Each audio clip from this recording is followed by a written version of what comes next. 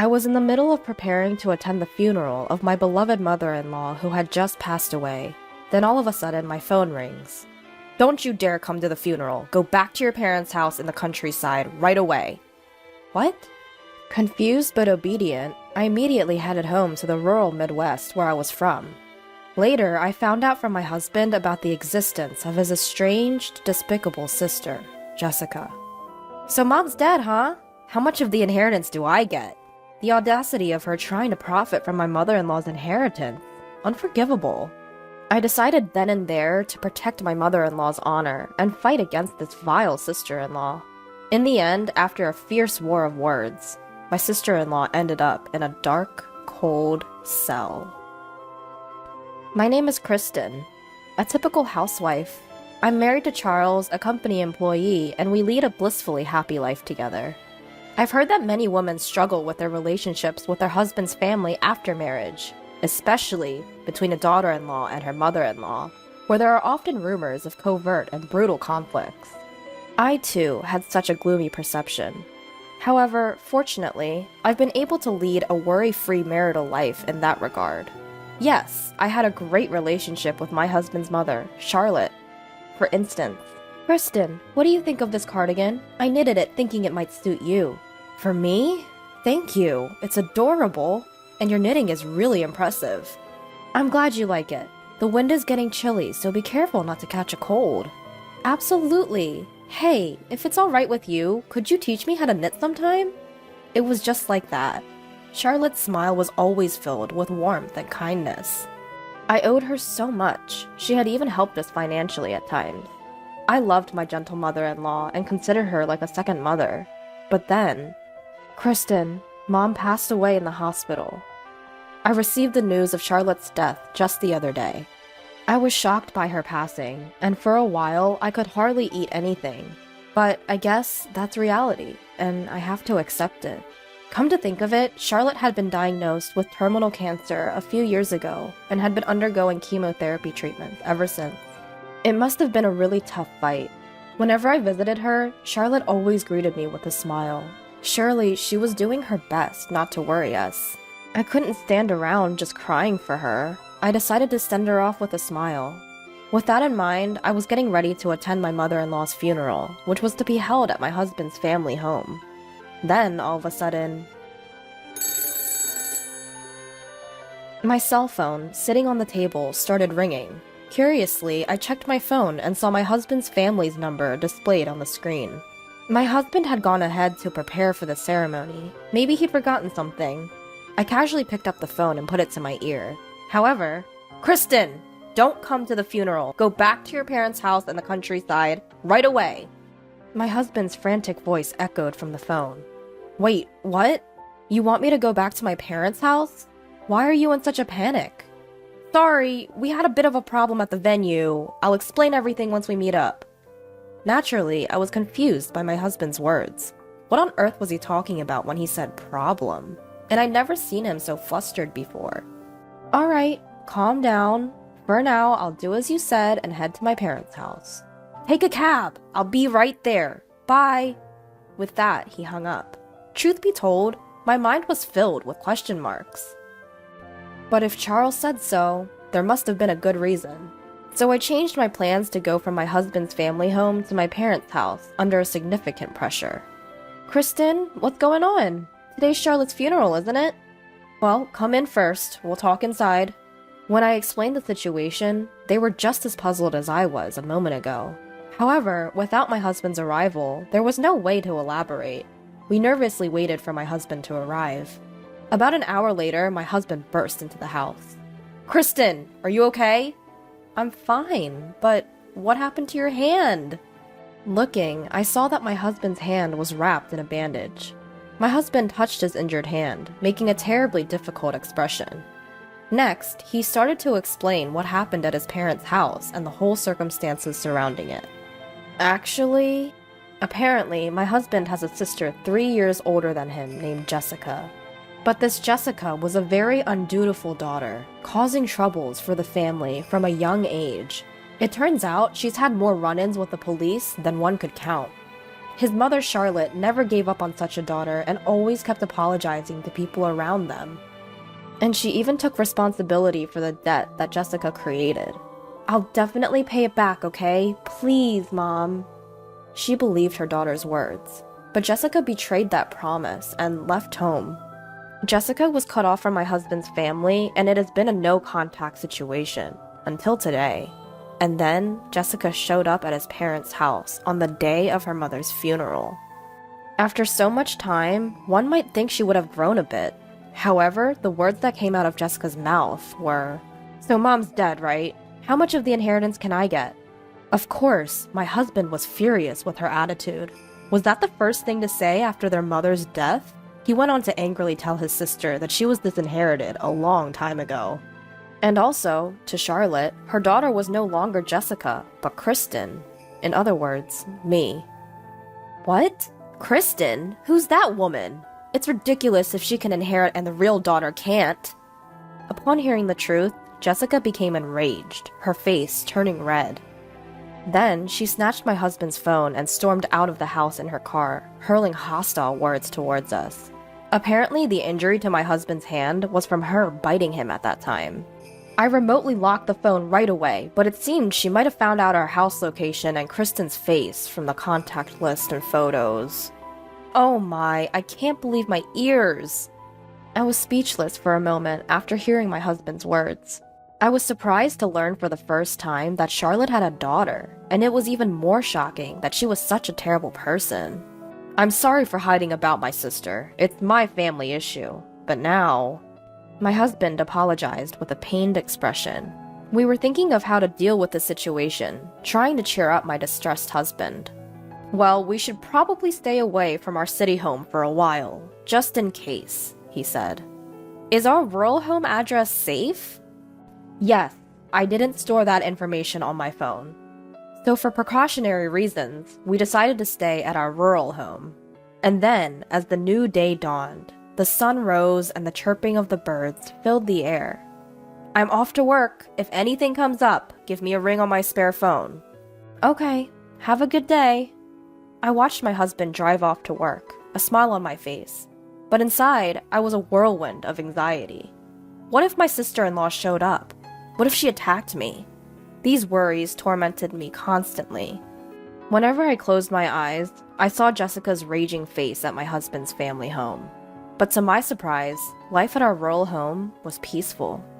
Day after day passed without incident, and time flowed tranquilly.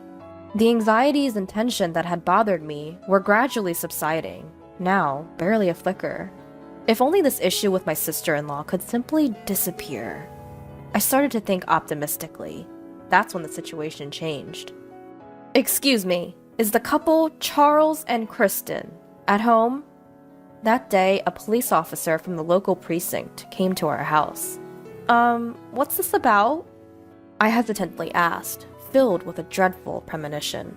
And it turned out to be spot on. Apparently, our city home had been burglarized.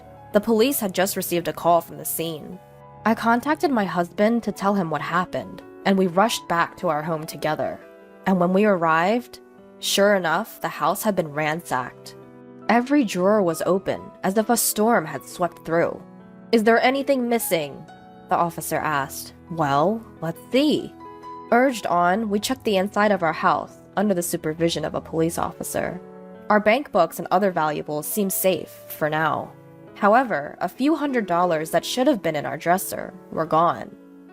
By the way, according to a neighborhood investigation, a suspicious woman had been spotted around here several times over the past few days.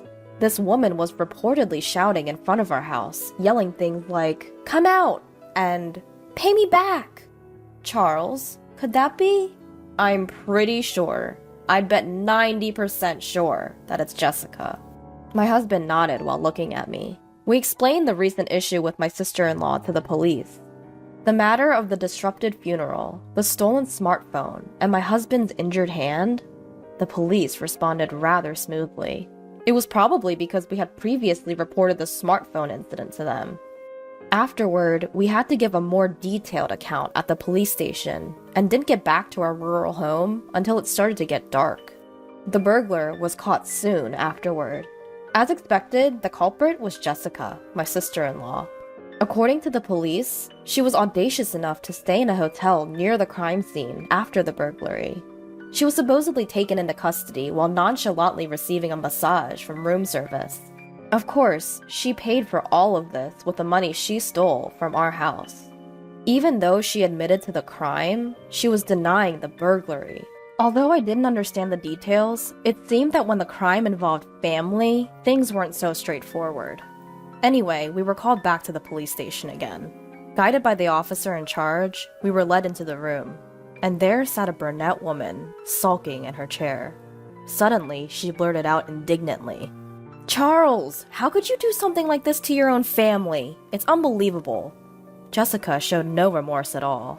In fact, she didn't even seem to think she had done anything wrong. She probably acted like this during the police interrogation too. According to her, she didn't enter the house with the intent to burglarize it. She claimed she had come to discuss inheritance matters, but since we were always away, she had no choice but to break the window and enter. Even the money she stole was only necessary for her to stay in a nearby location, so she said.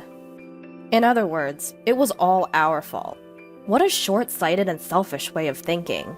To think that such a dangerous person harbored resentment against me. If I had bumped into her while I was alone, who knows what could have happened. The thought alone made me shudder.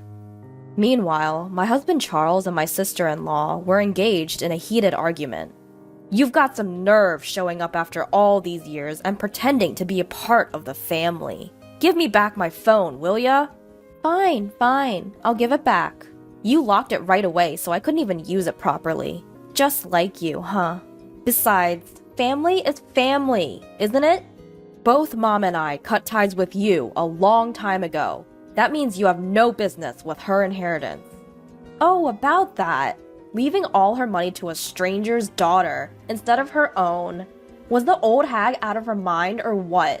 Please, stop saying such disgraceful things. Before I knew it, I found myself shouting. I couldn't stand her disrespecting Charlotte. But Jessica shot back, glaring at me and sounding quite annoyed. "You're that Kristen woman, right? The one who stole the inheritance that was supposed to be mine." "No, I didn't steal anything. I mean, what do you mean?" With that, Jessica started bearing down on me. I hate to admit it, but her intense stare had me frightened. I lost the words I was about to say. Jessica seemed to see right through me, snorted, and began to laugh, looking as if she had just won a victory. At that moment, the police officer sitting with us coughed lightly and stepped in. "Let's all calm down, folks. It seems there's a lot going on, so why don't you have a family discussion first?" He must have decided it was a family matter from our exchange. "We can discuss the matter of the charges and everything else later," he said, bringing the situation under control. Later on, we set up a formal discussion at our in-laws' home. In a living room covered with carpets, Charlotte's relatives gathered around a large table. In the midst of this tense atmosphere, it was Jessica who spoke first. "If you give me my share of the inheritance, I'll let all the past rudeness slide. You should be grateful to generous me." Jessica was still as arrogant as ever. Well, it was to be expected. There was no way someone who hadn't changed in over a decade would change in just a few days. Every time she opened her mouth, she kept insisting, "Give me the inheritance. Drop the charges." Of course, we had no intention of meeting her demands. "We've said it over and over. You were disinherited, so you can't receive any of Mom's inheritance." "Well then, why don't you guys give me some money after you receive the inheritance?" "There's no way that absurd idea is going to fly," my husband said, visibly frustrated. I calmed my husband and then turned to her, doing my best to remain level-headed. "Jessica, did you read all of Charlotte's will? There was a section about you too. I'm only interested in the part about the inheritance. The rest is probably just her grievances against me." "No, Charlotte was concerned about you. She was filled with regret." "Well then, she should have given me the inheritance, even more so." With that, Jessica scoffed in annoyance. My blood was boiling, yet I felt overwhelmingly sad. She saw her own mother, Charlotte, as nothing more than a convenient tool. Charlotte didn't give you any money because she knew she couldn't change you with it, I said without waiting for her response. I can't let a despicable person like you have even a cent of Charlotte's money. You're telling me you've got some nerve, considering you're not even blood related. I don't want to hear that from someone who dismissed their own blood ties.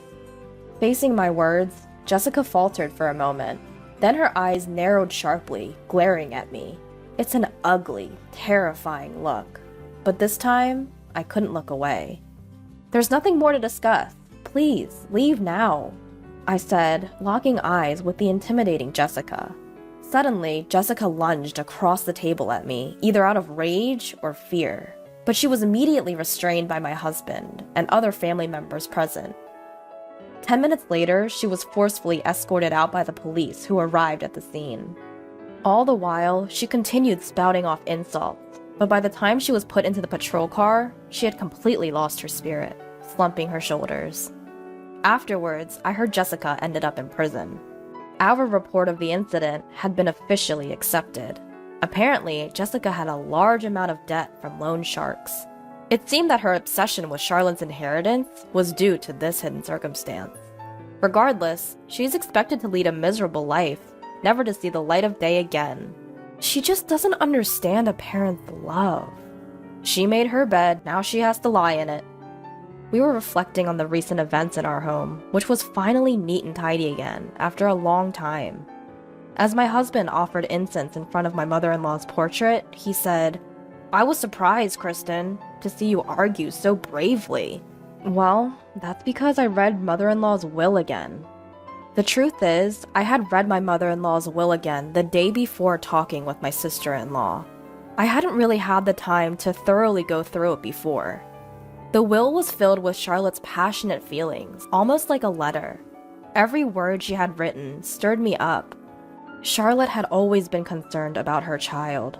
Without leaving a single grudge, she worried about her well-being, and she bravely departed for heaven, hoping for our happiness as a couple. She would have wanted to do many things for her real daughter. As I held my cardigan tight, I started to tear up thinking about my mother-in-law. Seeing me like that, my husband tried to cheer me up. "Kristen, would you knit something for me too?"